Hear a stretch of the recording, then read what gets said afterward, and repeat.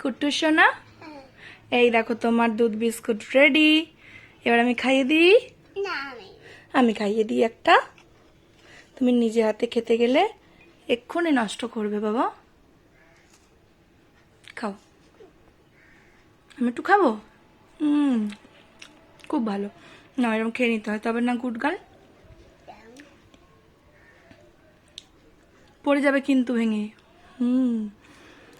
এবার এক চুমুক দুধ খাও তো।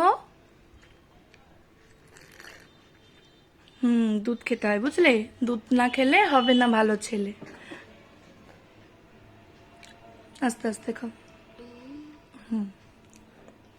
ওরকম নাড়িও না, পড়ে যাবে বিস্কুটটা ভেজানো না। খাবো না বলতে নেই মা। আমি তো খাচ্ছি।